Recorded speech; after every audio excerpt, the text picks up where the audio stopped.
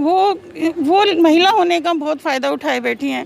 उसने मेरे बेटे के ऊपर केस लगा रखे हैं। मेरे भाई, 2 भाई कभी नहीं आते, जमुना पार में रहते हैं, उनके ऊपर भी केस है। मेरी बड़ी जमाई के ऊपर केस है। 12 साल हो गए हमें भागते हुए। हमारे घर तोड़ दिया इसने, हमारे घर में तोड़फोड़ कई बार करी है, हमारे साथ मारपीट कई बार करी है और झूठी कंप्लेंट खुद ही पहले 100 नंबर कॉल करती है, उसके बाद वारदात करती है। नमस्कार, आप देख रहे हैं समाज का दर्पण और मैं आपके साथ रेणु चौहान। इस वक्त हम मौजूद हैं अम्बेडकर नगर थाने के पास में। आपको बता दें, हमारे साथ मौजूद है एक दंपति परिवार, जो उस घर की एक महिला है, उसके साथ उसके घरवाले ही मारपीट कर रहे हैं। 12 साल से वो पीड़ित महिला इंसाफ के लिए भटक रही है। साथ ही जो दूसरे पक्ष की जो लोग हैं वो उनके बेटे पर और उनके और भी घरवालों पर जो है झूठा आरोप लगा रहे हैं। उनके बेटे पे कभी रेप केसेस, कभी कुछ और केसेस। जानते हैं उस पीड़ित महिला से कि आखिर क्या है पूरा मामला। क्या नाम मैम आपका? मेरा नाम सुनीता। क्या है पूरा मामला? मेरे घर में हर समय का कलेश है। मेरी नंद है एक पुष्पा आजाद, वो महिला होने का बहुत फ़ायदा उठाए बैठी हैं। उसने मेरे बेटे के ऊपर केस लगा रखे हैं। मेरे भाई, 2 भाई कभी नहीं आते, जमुना पार में रहते हैं, उनके ऊपर भी केस है। मेरी बड़ी जमाई के ऊपर केस है। मेरी बेटियों के ऊपर मार तोड़ के केस लगा रखा है, जबकि हम उनके साथ कभी कुछ नहीं करते, मगर अम्मा को आगे कर देती है। उसका कहना ये होता है कि अम्मा को मारते हैं हम, जबकि हमने अम्मा को भी कभी हाथ नहीं लगाया। काफ़ी परेशान करके रखा। हमारे थाने में सुनवाई नहीं होती है। कभी भी आते हैं, हमारे को बैठा के रखते हैं काफ़ी देर तक और हमारी सुनवाई नहीं होती है। मैम, आपके साथ जो लोग मारपीट कर रहे हैं वो कौन कौन लोग हैं आपके सामने? वो मेरी नंद ही लगती हैं। वैसे तो मेरी नंद है, मेरी अम्मा है, मेरे जेठ हैं, सारे आ जाते हैं। जेठ जिठानी है, उसकी बेटी, उसके दोनों बेटे, सारे हमसे मार तोड़ करने के लिए आ जाते हैं। सारे सामान तोड़ देते हैं हमारे घर का और हम खड़े तमाशा देखते रहते हैं। पुलिस के पास आते हैं, दिखाते हैं, वो हमारी नहीं सुनते बिल्कुल भी। वो थोड़ा सा तेज है, उसमें किन्नरों में रहती है, महिला आयोग से कहीं से जुड़ी हुई है, कहीं प्रेम सिंह चौधरी से जुड़ी हुई है, तो उसकी फ़ोन आ जाते हैं ऊपर से। ये लोग उसी की सुनते हैं, मेरी नहीं सुनते बिल्कुल भी। मैं काफ़ी देर सुबह से लेकर शाम तक यहाँ बैठ के गई हूँ, मेरी सुनवाई नहीं होती बिल्कुल भी। आप 12 साल से अपनी कंप्लेंट के लिए पुलिस थाने भटक गए, क्या कहना होता पुलिस वालों का?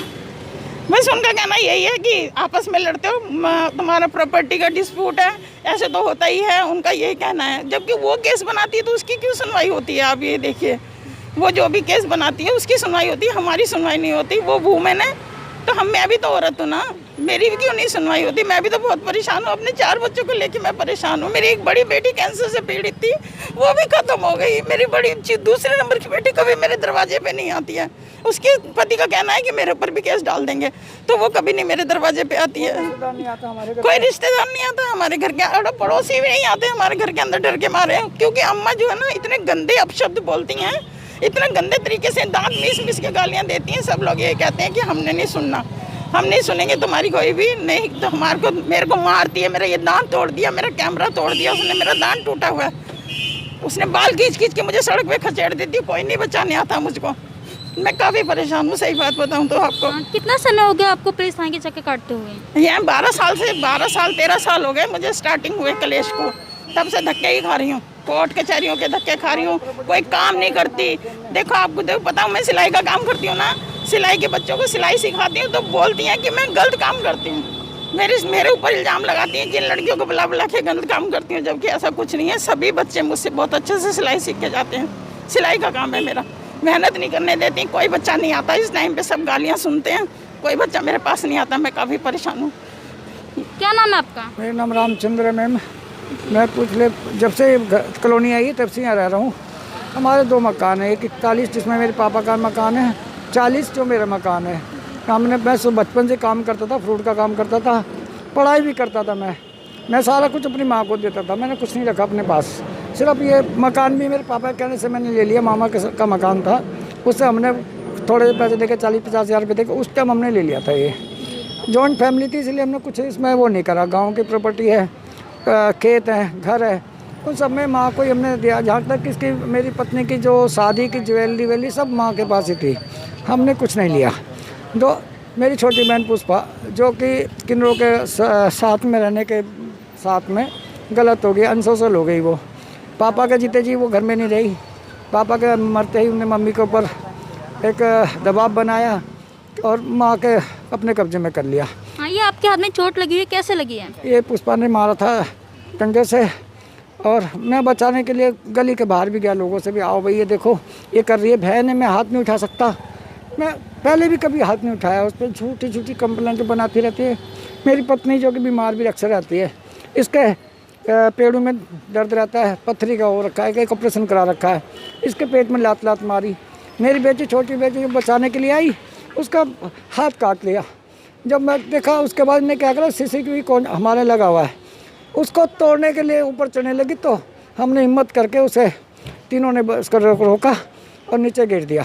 पुलिस को फ़ोन किया, पुलिस के सामने हमने उसको पुलिस के हैंड ओवर करा, लेकिन पुलिस ने उसको तब भी छोड़ दिया। उसके बाद हम कंप्लेंट करने जा रहे थे तो रास्ते में पुष्पा के साथ की ग्रुप की और लड़कियां थी, एक तो मधु करके थी, एक सृजन थी, ये सब इधर से उधर से 4-5 लोगों के साथ आ रही थी। इन्होंने हमारे को मारपीट करने की कोशिश की। हम बचते हुए अपने मेडिकल चले गए और जब वहाँ से आ रहे थे तो हमारे पास 2 बाइक वालों ने पीछा किया। कहा तेरा तो जल का कनेक्शन हम लगवाएंगे, तेरा बताएंगे तेरे खून से लगता है कि पानी से लगता है। पुष्पा ज़्यादा झूठी कंप्लेंट बनाती है। मेरे अभी आपकी चोट लगी, उसकी MLC वगैरह हुई है? हाँ, मैं MLC हम खुद कराने गए थे, पुलिस हमारे साथ नहीं गई। जैसे कि भी आपकी वाइफ ने बताया कि आपके बेटे पे भी झूठा इल्ज़ाम लगाते थे रेप वगैरह का, तो आपका बेटा के साथ में रहता है, अलग रहता है? नहीं, हमने उसको अलग रखा हुआ। पुलिस ही कह रही थी कि इसको अलग रखो, नहीं तो तुम्हारे बेटे की ज़िंदगी ख़राब कर देगी। पिछले 6-7 साल से वो अलग ही रह रहा है किराए पे। हमने उसको अलग रखा हुआ है। हालांकि इतने हम पैसे कमाने वाले नहीं हैं, लेकिन फिर भी बेटे की ज़िंदगी बचाने के लिए हम उसे वहाँ अलग रखे हुए हैं, क्योंकि झूठी कंप्लेंट बनाती रहती है, सबके नाम कंप्लेंट बनाती है और ऐसा करती है कि पुलिस उनकी सुनती है, हमारी नहीं सुनती है। केस को घुमा देती है कि प्रॉपर्टी का केस है और ऊपर से फोन कराएगी। इतने सालों से आप जो है पुलिस के चक्कर काटे थे, एक बार फिर आप पुलिस थाने आए, आज के उसमें क्या कहना पुलिस वालों का? 12 साल हो गए हमें भागते हुए। हमारे घर तोड़ दिया इसने, हमारे घर में तोड़ फोड़ कई बार करी है, हमारे साथ मारपीट कई बार करी है और झूठी कंप्लेंट खुद ही पहले 100 नंबर कॉल करती है, उसके बाद वारदात करती है। वारदात चेक कर लो, यहाँ पे जांच करो, लेकिन कोई CCTV कंटेंट नहीं। एक बार पुलिस को बोला तो पुलिस कहती है क्या नाम था काले से आईओ का, उनने कहा कि जी पुलिस ने इसने कंप्लेंट दी, हमें नहीं पता। थाने अब कोर्ट में दिखाओ सबूत, यहाँ मत दिखाओ। हमारे को जमानत कराने जैसे कि दंपति परिवार से हम बात कर रहे हैं और इनकी मदद के लिए जो ह्यूमन राइट्स से भी कुछ लोग आए हैं, इनसे बात करते हैं कि इस मामले को लेकर इनका क्या कहना है। मैम, एक दंपति परिवार जो पुलिस थाने के काफ़ी सालों से जो चक्कर काट रहा है, इस पूरे मामले को देखते हुए आपका क्या कहना है? जी नमस्कार, मैं दिल्ली प्रदेश अध्यक्षा मानव अधिकार से रजनी गुप्ता। ऐसा है, इन्होंने हर जगह से ये बेचारे परेशान थे, बहुत टाइम से परेशान हैं। जैसे आप देख रहे हैं, इनके रिश्तेदारों ने इनका जीना हराम कर रखा है और हाथ तक तोड़ दिया। मतलब कानून का तो कहीं नामो निशान नहीं है। हमें ये लगता है आखिरकार हमें इसमें कूदना पड़ा और आज यहाँ आना पड़ा। और हमें उम्मीद है जिस हिसाब से आज हमसे पुलिस ने बोला है कि वो कार्रवाई करेंगे, तो हम उम्मीद कर सकते हैं कि वो इनका मामला जो है निपटाएंगे और देखेंगे। लेकिन फिर भी आज के टाइम में एक जनसाधारण इतना परेशान है, देखो आप, कि कहाँ जाके वो अपनी पुकार करे, कहाँ जाके वो अपने लिए लड़ाई करे। उसको साथ में किसी की ज़रूरत पड़ेगी, ऐसा नहीं होना चाहिए। और जिसके साथ कोई ना हो तो इसका मतलब उसको इंसाफ नहीं मिलेगा, ये बात गलत है ना। कहीं ना कहीं पुलिस की भी हम ये कहेंगे, और मैं खुद कह रही हूँ कि कहीं ना कहीं पुलिस अगर सही टाइम पे एक्शन ले लेती तो शायद बेचारों का हाथ बच जाता और काफ़ी सारा नुकसान जो इनका हुआ है, मेंटली हैरेसमेंट बच जाता, वो नहीं होता इनके साथ। और इसलिए हम उम्मीद करते हैं आगे कि पुलिस जो है अब इनके खिलाफ जो भी अपराधी हैं उनके खिलाफ एक्शन लेगी। हम यही कामना करते हैं और बेचारों को इनको इंसाफ चाहिए और हम दिला के रहेंगे। मानव अधिकार हर ज़रूरतमंद के लिए खड़ा है, खड़ा रहेगा। धन्यवाद। मैम, क्या नाम है आपका? मेरा नाम आरती है, मैं ह्यूमन राइट्स से प्रदेश महासचिव हूँ। मैंने अंकल जी की कंप्लेन के लिए 2-3 बार कोशिश करी। इन्होंने मेरी आईओ से बात भी करवाई। आईओ ने मुझे आश्वासन दिया कि वो इनकी कंप्लेंट दर्ज कर लेंगे 4 तारीख को, 4 जून को। 5 घंटे इनको बिठाए रखा, बट इनकी कंप्लेंट दर्ज नहीं करी। और 5 घंटे बाद इनको ये कहा कि एक मर्डर केस हो गया है, मैम प्लीज़ हम कल कर लेंगे, आज के लिए सॉरी है। और सुबह हमें 5 तारीख को 10 बजे का टाइम दे दिया। 6 बजे अचानक ही वो लेडी इनके घर में आई और इनके साथ मारपिटाई करी। अब हमें ये लगता है कि कहीं ना कहीं उस लेडी को जो इन्फॉर्मेशन पहुंची कि हम थाने आए हैं, कोई है जो उसे इन्फॉर्मेशन पहुंचा रहा है और इनकी कंप्लेंट पे कोई एक्शन नहीं लिया जाता। ये हार के मेरे पास आए, मैंने इनकी ह्यूमन राइट में आगे कंप्लेन भेजी और अब ह्यूमन राइट की टीम के मेरे सभी साथियों के साथ मैं इनकी हेल्प करने के लिए यहाँ पे आई हूँ, ताकि इनको हम इंसाफ दिला सकें। और जिसके लिए आज हम थाने आए, हमने ह्यूमन राइट की पूरी टीम ने थाने वालों से बात करी। कंप्लेन तो आज एक्सेप्ट कर ली गई है, लेकिन आगे क्या एक्शन लेते हैं वो हम सब वेट कर रहे हैं उसका। सर क्या नाम है आपका? ललित कुमार। सर जैसे कि मैम ने बताया कि एक जो इनके रिश्तेदार है वो एक झूठी कंप्लेन करते हैं, उनकी कंप्लेन दर्ज कर दी जाती है। ये बेचारी जो पीड़ित परिवार है ये अपनी कंप्लेन लेकर आता है, लेकिन इनकी जो पुलिस वाले कंप्लेन दर्ज नहीं करते, इनको घंटों बैठाते हैं। ऐसे बर्ताव को आप क्या कहेंगे पुलिस वालों की? देखिए मैडम, ये जो इस तरह का बर्ताव है कि भाई इनके जैसे कंप्लेंट में दे रखा है कि कम से कम इनको 5 से 6 घंटे बिठा के रखा हुआ है।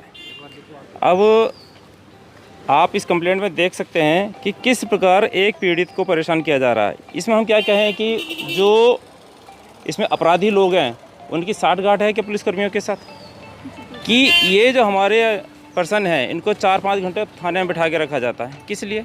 ऐसे में आदमी फ्रस्ट्रेशन में ना आए तो और क्या हो, गुस्सा आता है। हम थाने में क्यों आते हैं? जजमेंट के लिए आते हैं कि कहीं हमें न्याय मिलेगा, लेकिन हमें यहाँ आके न्याय नहीं मिलता। अब इसमें अपराधी जो है उनके जो है ना गैर सामाजिक तत्व जो है उनके साथ उनकी मिली भगत है।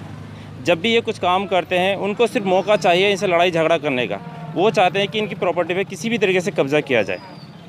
ये तो कोई न्याय संगत नहीं है। आप इसमें रिपोर्ट में देख सकते हैं, जैसे ये है, देखो इनके हाथ में भी चोट लगी हुई है। इनकी एक छोटी बिटिया है, उसके हाथ पे भी बाइट किया हुआ है। ये देखिए कितना जख्म दिया हुआ है। ये हमारे पास इनकी मेडिकल रिपोर्ट भी है इसमें साथ में, आप देख सकते हैं।